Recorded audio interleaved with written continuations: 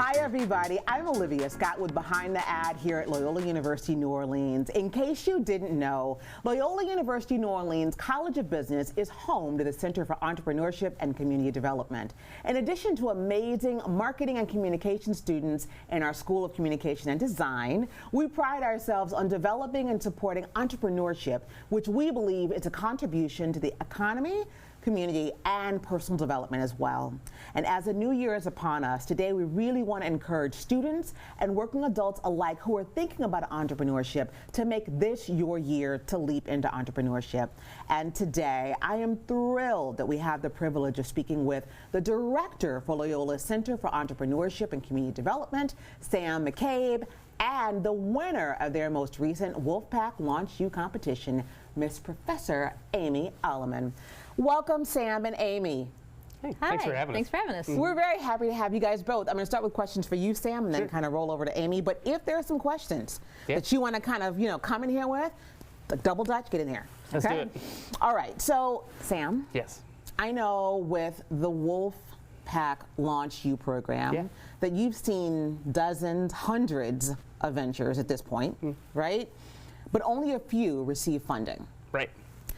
What's the single biggest difference between a pitch that earns investment and ones that fall short? I mean, for me, I think the biggest thing is confidence, right? We, let's see, we're 4 years into this program, getting ready to launch applications for the 5th year. And over the, we have about 20 teams each year that end up participating. 8 teams get to that final round. And the difference for me, a lot of it is really who is digging into that and really showing that they have this passion, this confidence, this excitement about the idea that they're working on, right? Whether it's still idea stage or it's a business that's already operating, if they're confident with the research that they've done, with the background that they have, with the product or service it is that they've created to address a problem, right? There's a huge difference there in that kind of founder than there is between somebody who's maybe not necessarily put all that work in there, right?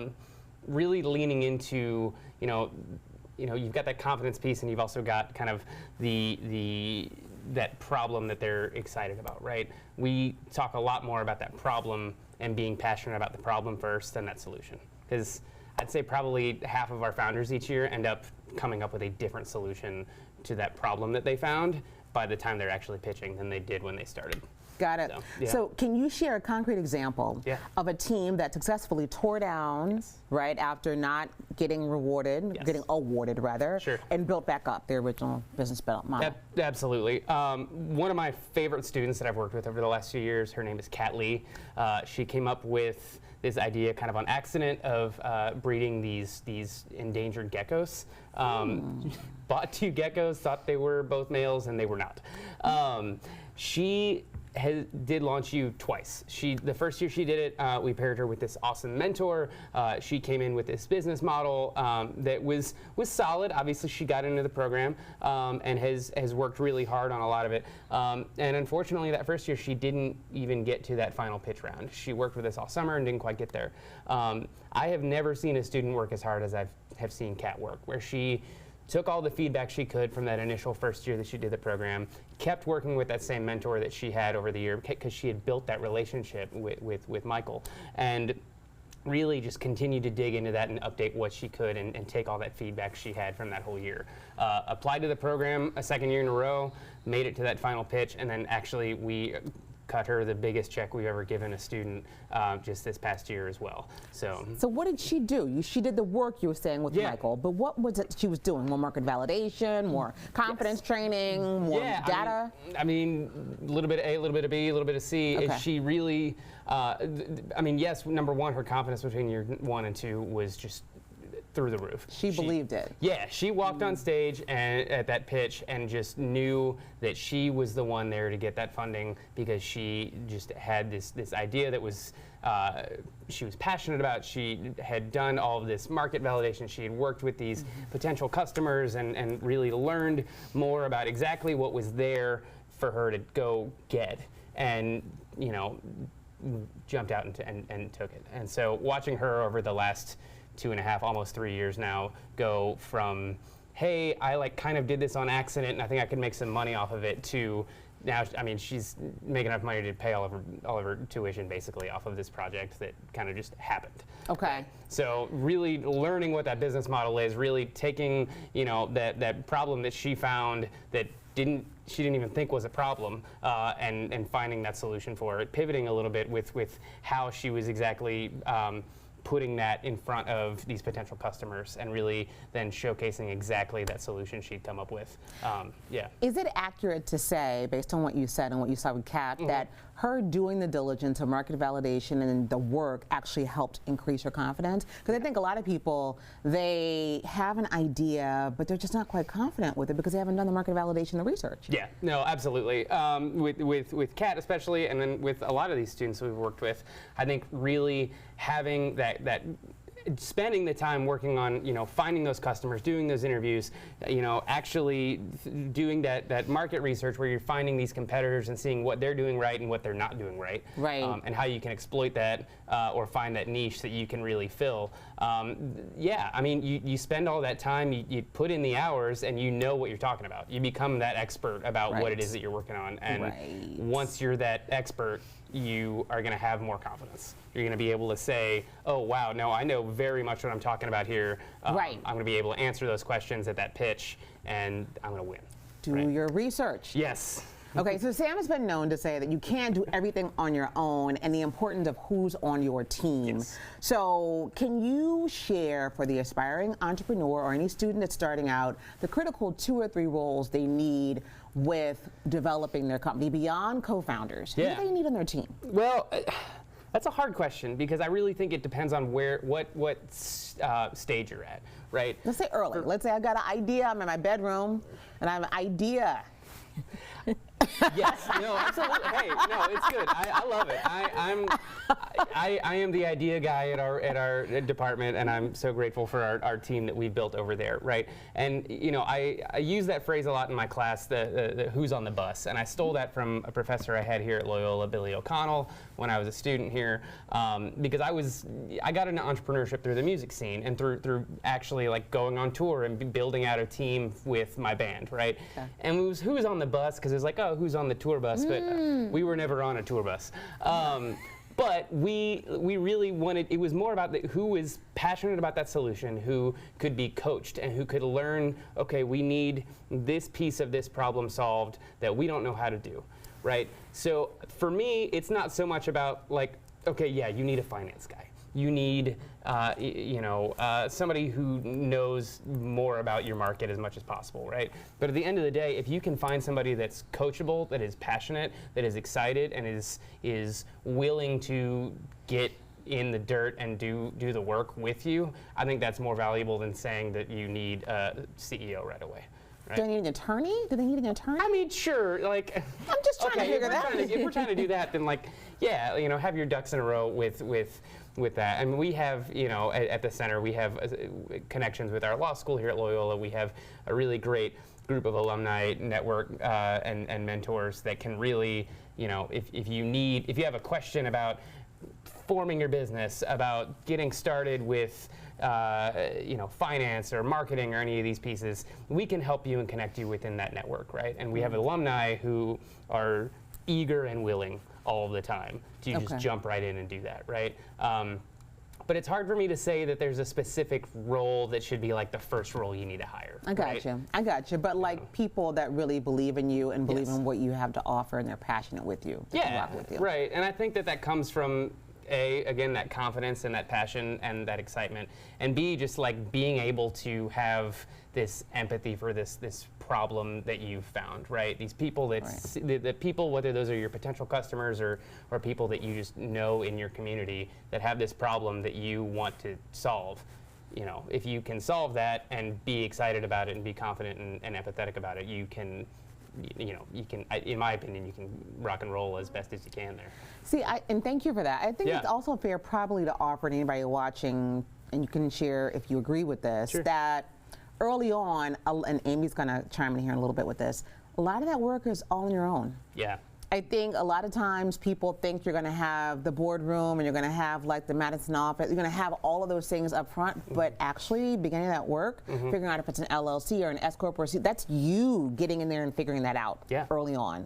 Would you agree? Oh, absolutely. Okay. And I think Aimee would too. You know, this past year with Wolfpack Launch U, more than 60% of our founders were like solopreneurs, if you want to call them that, right? Where they were the lone person in the garage working on the solution to that idea, which is fine for starting out, right? Yep. But the more you network and the more you build that community that sees how passionate and excited you are and confident you are about the solution you've come up with, or at least the problem that you've found, you're going to find people that want to be on your team and that are going to be able to support you and connect you. Well, it's a perfect segue to bring Miss Aimee right on in. That's right. So Aimee is not only the founder of Fresh Dept, which we'll hear more about today, she's also the chair of the Mass Communications Department and a professor, one of the most lauded here, in the School of Mass Communications and Design at Loyola. Our hats are off to you for all that you do. Can you tell us, right, with everything you do, we're talking about team, can you share with us what your team looks like? Well, I am still a team of one, but I think it's important to go back to what Sam just said. I would not have gotten to where I am so quickly without the team that Launch U provided me. Because you can't work in a vacuum. And a lot of times when you're working by yourself, it's a vacuum. You think everything you're doing is great. And one of the things that Launch U provides you is an opportunity to actually go and bounce those ideas off of people so that you can see whether or not if that idea is really good or if it's something that would not actually work in the marketplace. So I was very, very fortunate to be able to, yes, I am a team of one now who is doing everything in the background and hoping to grow that team very, very soon. But I was very fortunate to be able to have the team that Sam provided me with to grow the business as quickly as I have grown it. Okay. So now as a faculty member and a founder, you're navigating the ultimate entrepreneurial balancing act for students and others, the ultimate, right? So for students and other people who are running an early stage business, what is your most impactful strategy for time management and prioritization to grow your business while you're still on your grind? And that pun is intended, given what Fresh Dept are. Given what you guys offer. I love it. I love it. I really do. You know, anyone who knows me will tell you that I am immensely structured. I love my lists. I love my spreadsheets. And I'm very routine oriented. So what I always tell my students when they ask me, how do you prioritize? Because a lot of them ask me all the time, when do you sleep? You have all these businesses, you're chair of the department, you're teaching 3 classes a semester. Seriously, do you ever sleep? And I'm like, no, not a lot. But when I do, but we work some in there. But I tell them that it's important to prioritize. And the way I prioritize is every Sunday morning, I do the same thing. I wake up, make my cup of coffee, and feed my dog, and then I go sit at my desk. And at that desk, I make a list of all the things I want to accomplish that week. Now, sometimes that list is 8, sometimes that list is 10, sometimes that list is 20. I know that I'm not going to be able to accomplish all 10 of those things, maybe not 5, but every week I sit down and I go, what are the 3 things that are going to move that needle closest to reaching my goal, which is $1 million in profit? How am I going to get there? What are those 3 things that are going to get me there the fastest? And I focus on those 3 things. And that doesn't mean that we don't get to those other 20 things, but we make sure we do those 3 things because those are the things that are going to get us the closest to our goal. Powerful. All right, can we talk about Fresh Dept? We sure can. I'd love to talk about Fresh Dept. Congratulations. Thank you. Right? Thank you, Sam. Right? So Aimee and her company, Fresh Dept, they were the winner in the Launch U competition most recently. Is a physical product. It is. It's right here. Right? And in a very competitive market. Can you walk us through your aha moment that led you to create your product and tell us more about what it actually is? So first, I want to kind of make sure that everyone understands that I did not invent this filter. So that's first off. This is something that is already on the market. Now what I did was I made this filter better. Now the filters that are on the market are different. You could go online, you could buy a cheap version of this, but what makes my filter different than all the other filters is this is 100% biodegradable, 100% food safe, and there's no plastic involved with this filter. So that's how my product is different than all the other single serve drip filters. Gotcha. Okay? The aha moment I had was I had the opportunity to travel to Japan. This is actually how I came up with this idea in October of 2024. Okay. And while I was there, this is how they serve their coffee in their hotel rooms, is with these filters. And I thought, why are we not using these in the US? This is phenomenal. The coffee tastes great. It's eco-friendly. We're not using plastic pods. Like, what's the deal here? Anyone who knows me knows that I'm a person full of big ideas. I'm a big idea person. Okay. And I love to go to I have a close-knit group of friends and some mentors, and I always go to them, it seems like weekly, they say, with new business ideas. And 95% of the time they shoot them down. They're like, yeah, you really need to, you need to take a step back. Like, that sounds good in your head, but you need to think that through a little bit more. Do some research. Okay. This was the first idea I ever brought them over probably a 10-year period where every single one of those people went, that is a beautiful idea. I cannot believe no one else has thought of it. And that was my aha moment when I went, I think I really have something here. I think that I need to dig into this and figure out if this is something that's actually going to be profitable.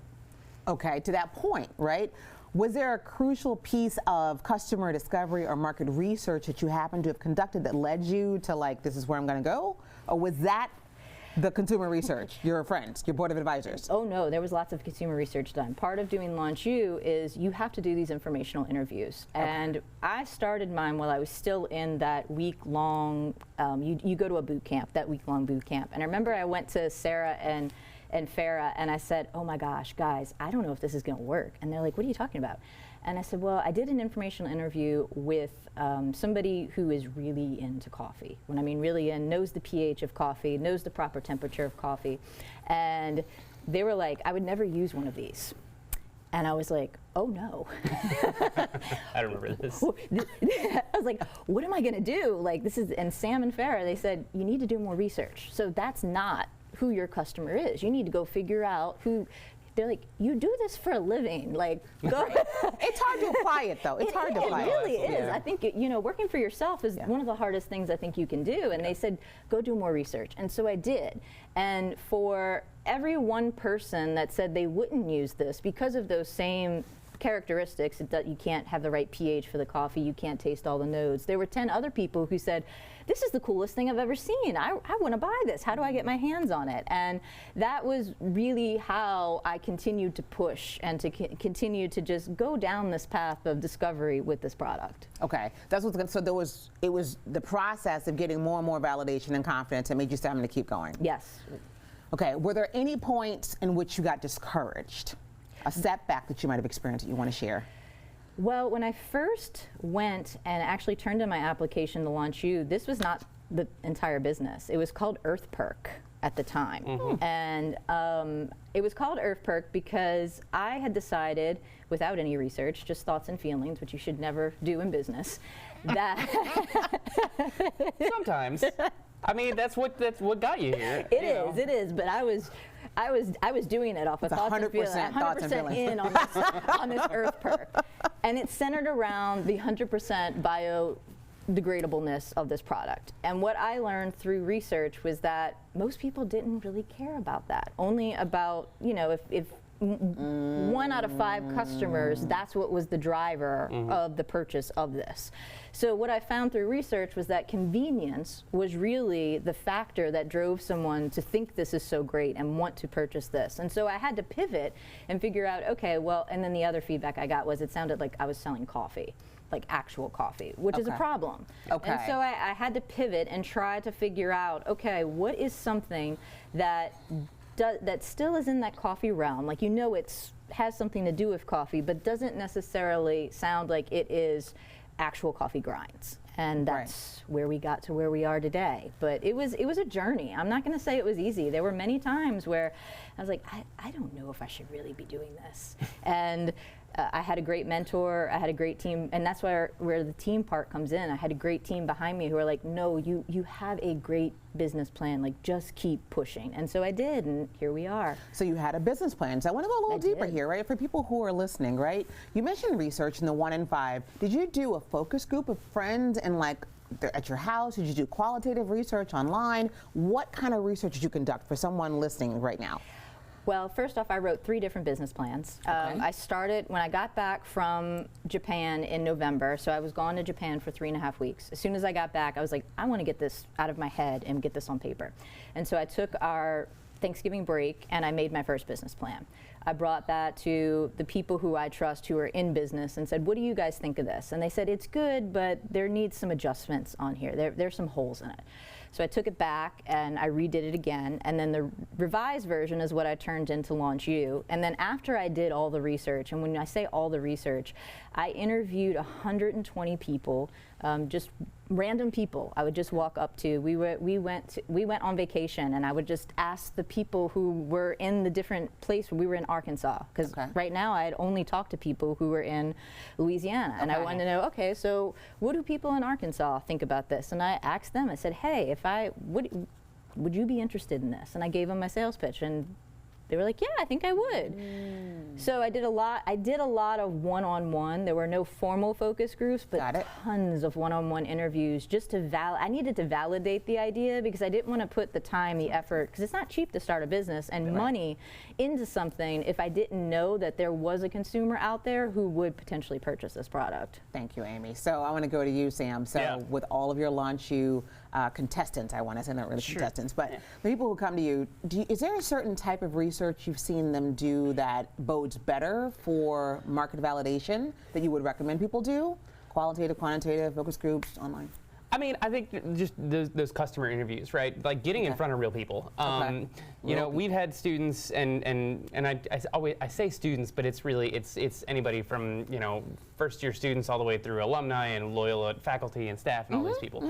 And you know, we've had people in the program that have created Google Forms, have done these surveys online, have, you know, sat outside of Essence Fest and just interviewed anybody that would talk to them. And I actually, you know, I think you can do a combination of all of these things. You can get very different feedback from people. People are going to, it's amazing how much more honest people are going to be when their face isn't attached to it on like a Google form than they are necessarily when they're like talking to you directly. Right? Okay. I mean, it's the internet. It is what it is. But, but you know, I think it kind of, I hate saying it depends. But I think definitely what Aimee's talking about here is those that real face-to-face, that real, like, hey, here's exactly what this product is, here's what this service is, here's the problem it's solving. If you had that problem today, would you go buy this product? And getting that, you know, putting together that real interview protocol, that really understanding, like, over and over again, getting real feedback on those same questions is so valuable. You know, we tell our teams as part of Launch You that they need to do at least 50 of those interviews across the summer. Most of them do quite a bit more than that, right? Because honestly, it's fun. And if you're excited and confident about your product or your service, you want that feedback. You want to do that research, right? So, you know, I didn't realize you'd done 120. That's excellent. I did a lot of interviews. I wanted to make sure that, but I'm not a person, so I think this is a good point. I'm not a person who is going to sit there and look at the spreadsheet of data once it comes in. I find that a little overwhelming. I would have had, I know this sounds terrible, but I would have had to pay someone to go look at that data and then interpret it probably for me, because I just, you know, I'm too close to that situation. It was easier for me just to get the feedback from people. And I'm also someone who is okay with people telling me that they don't like the product. I'm okay with hearing that, because I want to know why. Like, why don't you want this product? I think it's great. Why don't you think it's great? So but that's important, though, because for somebody who's like, well, I'm shy, I don't want to, but you might waste a lot of money. Either you're going to actually ask the questions and hear the feedback, or you're going to go out there, test something, and spend all your money with upfront investment, and it's not going to bode well for your pocket, for your savings account. So you got to figure it out. Exactly. Okay, so Sam. Yes. What advice do you have for all entrepreneurs, or any entrepreneur rather, interested in launching a product or service? If you were to give them like one piece of advice for this upcoming year. I mean, just jump in. Like, it's never going to happen if you don't actually like take those first steps to do it. If you're passionate about something and excited about something, and you actually want to see that problem get solved, like, you have to take that first step and have that confidence. It comes back to that same thing that I said about those pitches, right? If you think this is something that is valuable to you and something you can be excited about, show everyone else that and be confident about it out there. That's number one for me. And then honestly, number two is really like build that network, right? We have a lot of opportunities here at Loyola and across the city of New Orleans coming up throughout the spring, where you can show up and have a cocktail and meet somebody new. If you're not old enough to have a cocktail, there are other things you can drink. Mocktails. Mocktails, exactly right. You know, there's an amazing community here in New Orleans that has really built this exciting ecosystem that really wants to see everybody succeed. We're a small market. We're a great place to be a founder, and the network here wants to work together and lift each other up. Right. When's the next launch you? Applications will open at the end of January. Okay. So they're coming up. The boot camp will be in May. It's always the week after graduation, so I want to say that's Monday, Monday, May 11th is the first day of the boot camp, and then we work with teams all across the summer, pair you with a mentor, and then the pitch is in the fall, first week of September. Awesome. And yeah, I mean, on top of that, we've got New Orleans Entrepreneur Week coming up in March, which is a great place to learn more about all the different founders here in town and all the amazing innovation happening in Louisiana. And it's free, right? It's free, and it's on campus for 2 days, and it's going to be really, really excellent. We have a huge program we're building out that we're really excited about, so more on that elsewhere. Really hoping that you guys take a look at Noe. It was the first year here this year, well, 2025, and I was surprised at the number of people who didn't know about Noe. Yeah. Still, and it's free. It's free content, and it's amazing networking for other entrepreneurs here in New Orleans. So thank you so much. Absolutely. Hopefully we'll see y'all there. Yeah, I'm hoping. I'll be there. Excellent. I'll be there. Excellent. Yes. All right, cool. That's 3 of us. Right. Hopefully many, many more. So I want to come back to you, Aimee, right, to kind of round us out here. Launching a consumer product brand is more than the product itself, as we know. It's about brand identity, and we know you're a professor in this space as well, so we want you to kind of bring it here, all right? Okay. All right. As a founder and professor, how did you translate, more as a founder, how did you translate your personal passion and values into the brand's voice and brand visual identity? So the one thing that I talk to my students about all the time, and it's kind of my catchphrase, it's emotional connection. You have to figure out how to emotionally connect your product to that consumer. And so that was my challenge, was how do I take my passion for this product, which is the fact that it's an eco-friendly, single-serve coffee filter that's biodegradable that you can take wherever you go. How do I translate that into something that my targeted consumer is actually going to care about? And that was my challenge. And so what I figured out is just be yourself. And most of the marketing that I've done now is me talking about the product and talking about the journey that I've had. I bring my dog into it. My dog is my employee of the month.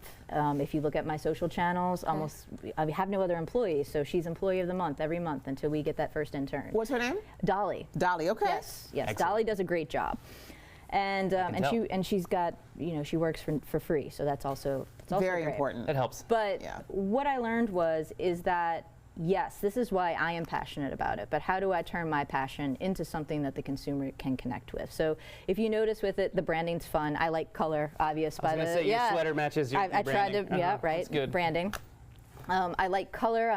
Grew up, born in the 80s, grew up in the 90s. Vibrant colors were the thing, so I tried to bring that to the brand. And then all the voice of the brand is really kind of the way that I talk to people. It's just fun, and it's not serious, and it's a little bit sarcastic at times, and that's what I'm trying to bring to people. It's just real. I think the realer you can be, the more you can connect with that consumer. So I want to go back to something you just said and have a teaching moment for everybody, right? So you mentioned your target customer.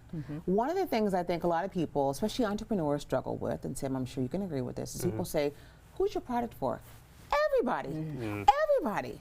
And while I often say, well, that might be true, but you don't have the media dollars and the marketing budget to reach everyone. Right. So can we please pinpoint? So can you just walk us through your process and tell us how you decided on who your audience was going to be after your market validation and who your audience is you're targeting? Yes, so first off, I used the informational interviews that I did, and I figured out that consumers fell into one of two buckets. Either the person who was really into coffee, that was worried about that pH and that water temperature and things like that. And then there were people who were like me, who just wanted their coffee when they wanted it, how they wanted it.